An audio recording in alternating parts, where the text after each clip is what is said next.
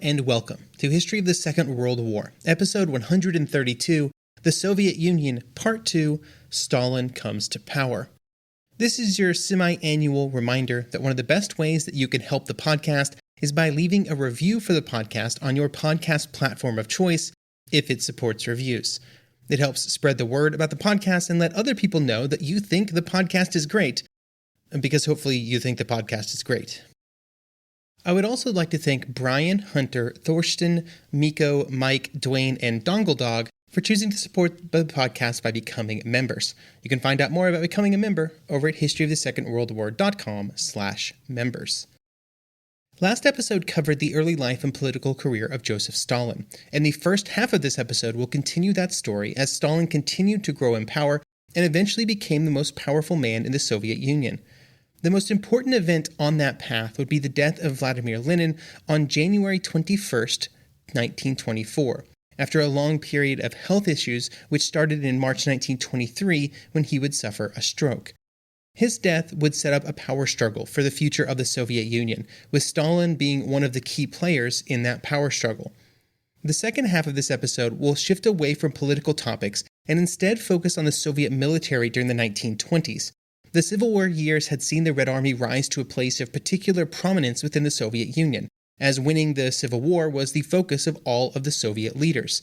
After the end of the Civil War, this would inevitably change, and there would be a reevaluation of the army as the Soviet leaders shifted from a period of active warfare to a period of possible warfare with other nations. The threat of war with other nations, both real and imagined, particularly the possibility of an attack from the capitalist nations of Western Europe seeking to overthrow the communist system, would be an important part of interwar decision-making in the Soviet Union. It would be the reason that so many political, economic, and military decisions were made, and it would be a constant refrain within the official propaganda from Stalin and others. In the political arena, it would prompt Stalin and others to react very harshly to the possibility of internal threats to the state, particularly in the form of political opposition, which would reduce support for the Communist Party. Stalin was particularly sensitive to this area of concern, as would be shown quite clearly during the purges of the late 1930s. In the realm of economics, it would cause almost an obsession with industrialization and general economic mobilization. The most well-known outcome of this would be the first five-year plan in 1928, and then the subsequent five-year plans that would follow. But there would be many smaller impacts of the constant need to push for greater and greater economic targets. For the military, it meant the need to greatly increase its strength to ensure that it could protect the Soviet Union, which would cause the Red Army to be the largest and most powerful in the world for much of the interwar period. All of this was in service of ensuring that if a conflict were to begin, the Soviet Union would be as ready as possible for that conflict, and that it would be able to use that conflict to its advantage to maybe dust off some of those worldwide revolution ideas that had died at the gates of Warsaw during the Polish-Soviet War in 1920. At the end of last episode, I mentioned that Lenin was preparing a speech for the 12th Party Congress in March 1923 that would have been a direct challenge to Stalin, criticizing some of his decisions and actions. It's unlikely that Lenin actually wanted Stalin completely removed from the party, and it is far more likely that he just believed that Stalin was gathering too much power and wanted to limit the growth of that power. For better or for worse, Stalin was an important part of the party leadership, and Lenin just wanted to ensure that he did not become too powerful. However, this speech would never be given because of Lenin's third stroke. After the stroke, Lenin would lose the ability to speak for several months, and while he would begin to recover, he would never be able to re-enter the work of leading the party. The Georgian affair and the letter that he had written to the Georgian Bolsheviks would largely be forgotten, as it was mostly just a setup for Lenin's planned actions at the party congress, which never occurred. The power struggle for what would happen after Lenin would begin during the middle of 1923 and only intensify in the months leading up to his death. The succession crisis that this would cause would be a critical part of the future of the Soviet Union, because as long as Lenin was alive, there were limits on how much power any other member of the party could have. Challenging Lenin's power was simply not possible. But with Lenin gone, the jockeying for power among the other party leaders turned into a very high-stakes game, with the stakes only rising in the years that followed. The first major target in this new game was Leon Trotsky. From the time of the Civil War until late 1923, Trotsky had been in control of the Soviet military, a place that he had shown to be, quite skilled at during the Civil War years, famously racing around the Soviet Union in a train to organize and bolster the Red Army at various areas of greatest need. But if war was going to happen in the years that followed 1923, the man who controlled the military would be in a very powerful position, and so it was Trotsky's position as military leader that Stalin would seek to erode away. In September 1923, the Central Committee would place Stalin and Voroshilov, a close collaborator with Stalin, at the head of several military governing bodies, a direct challenge to Trotsky. This would be combined with a change to the organization of the Central Committee and the creation of a 7-member leadership group within that committee. This was an idea put forth by Zinoviev and one that was supported by many of those who were trying to remove Trotsky's power during this period. At this point, the 3 most powerful members of the party were Stalin, Zinoviev, and Kamenev, all of which were working together to reduce Trotsky's position within the party. This would take some time, as Trotsky was a very popular leader and well known throughout Russia. But with Stalin controlling the Secretariat, their ally Bukharin controlling the official state newspaper Pravda, and others in important positions, there was little that Trotsky could do to kind of fight back against what was happening. But as soon as Trotsky's position was eroded, the collaboration between Stalin, Zinoviev, and Kamenev would begin to fade, as Stalin would instead start working against them. In this he was joined by men like Bukharin, Rykov, and others. Over the course of 1925, there would be several disagreements ranging from really specific items like how the agenda of each Politburo meeting would be set to much more sort of wide-ranging topics, such as how the Soviet Union should work within the new economic plan that had been put in place after the Civil War. The Zinoviev and Kamenev faction claimed that the NEP was simply the first step on the way back to capitalism, as it reintroduced various capitalist elements such as rural farm ownership. They could not say that the NEP should be scrapped completely, as it had been put in place with the strong majority of the party leadership and had been strongly supported by Lenin, but they still wanted it to be changed. Stalin and his group would get behind the NEP and resisted any real reforms to its system. And they had the benefit of the fact that there was a gradual recovery of the Soviet economy in the mid-1920s. So there was some resistance to the idea of starting to change things when it appeared that things were getting better. The attack by Zinoviev and Kamenev would come to a head during the 14th Party Congress in December 1925. During this Congress, they would try to attack Stalin and his faction directly, but the overall support of the anti-Stalin coalition was just too weak, and they could not carry the day. The outcome was a move against Zinoviev's source of power, which was his almost complete control of the party in Leningrad. This was done by sending representatives of the Central Committee to Leningrad to ensure that Stalin's hand-picked man, Sergei Kirov, was elected to the position of Leningrad party leader, which he was. Immediately after this happened, Zinoviev's power in Leningrad was dismantled, with party officials loyal to him either removed or sent elsewhere within the Soviet Union to disperse their influence. Zinoviev was also removed from the Politburo, the first of several removals that would occur during 1926, with Kamenev and Trotsky to follow. It would be during this time that the idea that all of those being removed were enemies of the state and had been plotting against the party was brought out again to use against other leaders. During the Civil War, it had been used to accuse the leftist groups like the Mensheviks and the SRs, and now it was being used to settle leadership disputes. By the time that the 15th Party Congress in December 1927 was taking place, it was clear that Stalin and his faction had achieved their goal of gaining complete control of the party and the Soviet Union. Some of the opposition had publicly capitulated, while some like Trotsky would eventually go into exile. At the Congress, Stalin would also make a perfectly calculated move, and he would tender his resignation as General Secretary of the party. This resignation was of course rejected. Stalin knew it would be rejected. But the public act of submitting his resignation was important. He wanted to be able to say that he tried to resign, and everybody just would not let him. How could you now accuse him of being power hungry after he tried to resign? He really tried.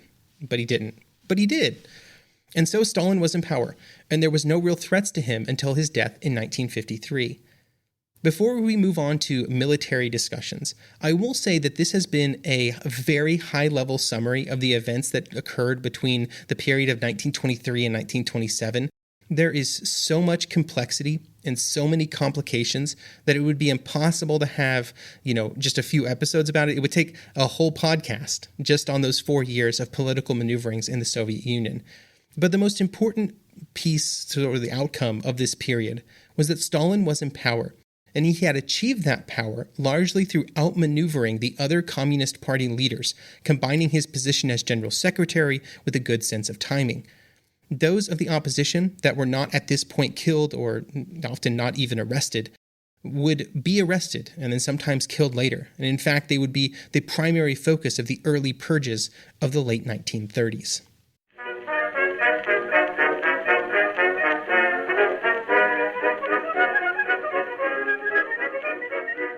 Episode will shift focus to the Soviet military during the post-Civil War period. Just like every other military around Europe and the world, the Soviet military leaders would spend a lot of time during the early and mid-1920s trying to determine what a future war might look like based on the lessons of the First World War. For the Red Army, one thing seemed obvious: the importance of industry and economic mobilization, which was a real weakness of the Soviet Union in the early 1920s and had been for the Russian Empire for, centuries. During the First World War, it had been very apparent that Russia was not on the same industrial level as the other major powers of Europe, and the events of the Revolution and the Civil War had done nothing to help the Soviet economy recover. It had in fact damaged it greatly. This challenge would result in the rise of a number of military economists, which would try to determine how best the economy of the Soviet Union could be organized to support the Red Army in a future war. One of these military economists, Peter Terekaygin, would write, quote, "Industry is the army of the rear in wartime and should be subject to organization, mobilization, and planned management, just like the army," end quote. While another one, P. Debinko, writing in Tasks of the Industry for the Defense of the Country, would say, quote, "A future war cannot be won by the accumulation of mobilization reserves.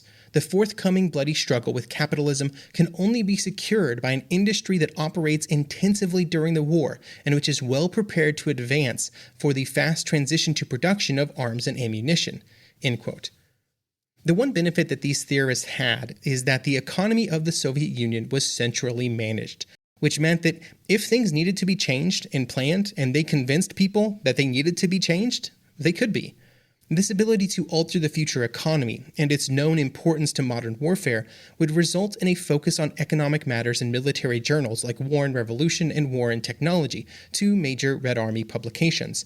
The economic focus of the Soviet military would also come into play in official documents written by military leaders.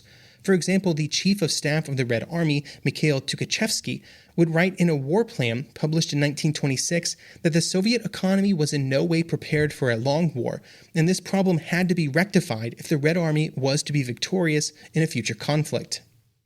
Similarly, a note from the Organization Mobilization Directorate, dated June 1926, would have this to say about the state of the Soviet economy in terms of its preparations for war. Quote, "All calculations connected with the mobilization of industry and the supply of its products to the army are built on sand, as long as the calculations do not encompass the whole economic system, as long as they are not elements in a unitary economic plan in case of war," end quote. Economic planning was just one piece of the equation, though, and it would be accompanied by more military-focused sort of sets of planning.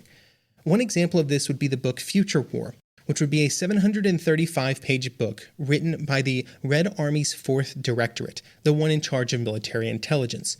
This book looked at two likely scenarios for a future conflict: the invasion of the Soviet Union by another nation, and the successful communist revolution in another nation, with the revolutionaries calling upon the support of the Red Army and the Soviet Union feeling like they had to answer.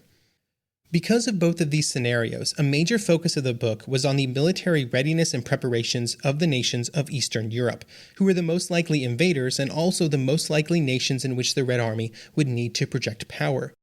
The exact nations to be studied were important, because there was a major difference in the militaries between Eastern and Western Europe during this time. After the massive demobilizations after the First World War, the Soviet writers could still point to a much greater focus on artillery, aviation, and armored forces among the armies of Britain and France, whereas the armies of Eastern Europe had a much greater percentage of infantry. This force makeup was also almost forced on those nations by their economic and industrial capabilities, and it was largely mirrored by the conditions of the Red Army. Future war advocated for a major change in the force structure of the Red Army, with a massive increase in the number of motorized and armored units to provide greater mobility, in artillery and machine guns to increase firepower, and in aviation assets to improve airborne strike capabilities. The exact number of these items and how many needed to be built was left ambiguous, which was just as well because the factories didn't exist to create them anyway. One of the keys of the Future War book, and the planning done by Tukhachevsky as chief of staff during this period, was that war was probably not likely to happen in the next few years. From a political perspective and among the public, there was a constant statement that war was just on the horizon, but from a military perspective, a real analysis made this seem unlikely. This meant that much of the real planning activities for the military and for the economy were on a slightly longer time frame, with Tukhachevsky just using 5 years in 1927 as a kind of time horizon that should be worked on. Under this time frame, Tukhachevsky would push hard for more military control of the economy. Tukhachevsky would go one step further in May 1927 and advocate for the creation of some kind of defense organization that would have the authority to prepare the Soviet Union's defense in both military and economic areas. This was based on the idea that if the Red Army was to be successful in a future conflict, the economy, even in peacetime, should be built around the military's needs. To quote Tukhachevsky, quote, "This compels us to influence the development of the economy so that bottlenecks which weaken our defense capability disappear during the process of economic restructuring, and thus create a favorable economic environment for waging war." End quote. The challenges that the economy would face during wartime were well known, with one Politburo report from May 1927 stating that the Soviet economy was not able to produce the military technology required for a modern military. It was not able to build up adequate mobilization reserves, and it was simply unable to provide the economic output required for the defense of the Soviet Union. The People's Commissar of Defense, Voroshilov, would report in that same year, in 1927, that the overall state of the Soviet defense industry was a crisis, and that there were far more problems than there were positive things to report. The challenges faced by Soviet industry were also not just like big-ticket items. We're not just talking about tanks and airplanes here. It was basically everything. For example, the production of gunpowder was estimated to be around 40% of what was needed in a war. Artillery shell production capacity was much lower, with annual production at the time being around 300,000 rounds per year, with over 16 million believed to be required on an annual basis during a war. To try and solve some of these problems, an economic expansion plan would be put in place in 1928, the first 5-year plan, which we will discuss in more detail next episode. Along with the overall expansion of industry, a new set of councils and commissions were created to more closely align military and economic planning, with groups like the Council of Labor and Defense being formed, along with new directorates inside the Supreme Council of the Economy and the State Planning Commission being created to focus on military needs. Along with the emphasis placed on the economic conditions within the Soviet Union and the ability of the military to be supported by Soviet industry, the Red Army would also greatly evolve during the 1920s. The first step in this evolution was a massive reduction in the overall size of the army, which ballooned up to 5 million soldiers in 1920, with this number being reduced down to 1.5 million by the end of 1921. The reduction in size would also continue throughout the 1920s, with the goal of keeping the Red Army as small as possible while retaining just enough troops to serve as a well-trained corps for future expansion. This was also the period where the army lost its top place within Soviet society, a position that it had occupied since the start of the Civil War. The men who were demobilized were also faced with a return to civilian life at a time when the Soviet economy was struggling, which often made it hard to find new jobs, a problem that would only be solved with time. This was in no way a unique problem to the Red Army or to the Soviet Union, and this was a problem that many nations faced after the First World War. They were all having similar issues with millions of men being demobilized into economies that would experience contraction after the war, and really only wouldn't begin to recover until the mid-20s.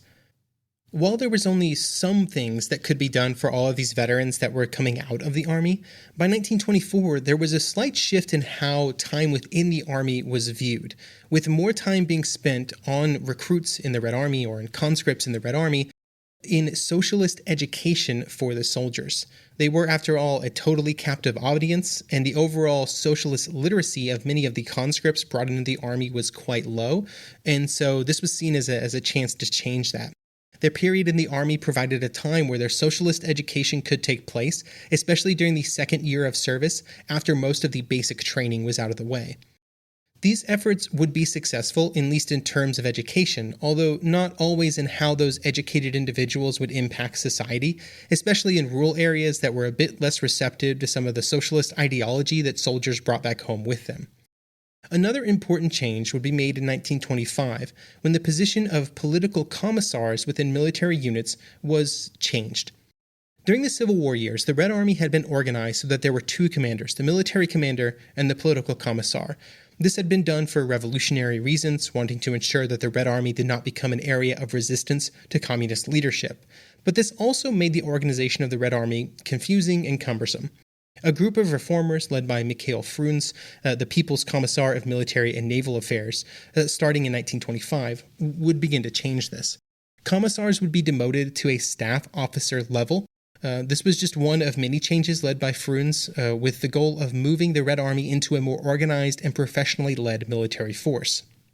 For those familiar with military history, or even most modern militaries, the idea of a professional officer corps is a key piece of how most modern militaries work, and how many successful ones in the 20th century also worked. But the concept of professional officers and a professional command structure within the Red Army was an important break from some of the political ideals that had been part of the Bolshevik Revolution and which had still had support among many communist leaders. Initially, the Red Army had been seen as a people's army, rejecting the officer classes of Tsarist times, and now in 1925, they were brought back. Although technically the Red Army could claim that these new officers were also from the working class, so they were okay, not like those crusty old Tsarist officers of the bourgeoisie. But regardless of the political outlook, the new structure would make the Red Army better able to create that kind of core of experienced leaders that would be critical to the wartime expansion of the Army. But there were some problems. Efforts to form this strong officer corps would come up against several very harmful events during the 1930s, with the large military purges of the immediate pre-war years being the most well-known. But some of these purges would occur as early as 1930, with it given the name of Operation Vesna. During this purge, thousands of officers and others were arrested, with the accusation that they were plotting for the return of the Tsar, or they were trying to bring back the whites. There is no real evidence of this actually occurring, but that wasn't necessarily a problem. There was a belief that this plot ran all the way up to Tukhachevsky, but he was able to convince Stalin that he was innocent after a face-to-face meeting. Unfortunately, this would not be the last time for Tukhachevsky in terms of being accused of treasonous activity, and the next time wouldn't end so well. In May 1931, Operation Vesna would end, but it was only the preview of later purges both in scope and impact on the Soviet military. Thank you for listening, and I hope you will join me next episode as we really dive into the first 5-year plan, a massive plan for Soviet economic expansion that would not exactly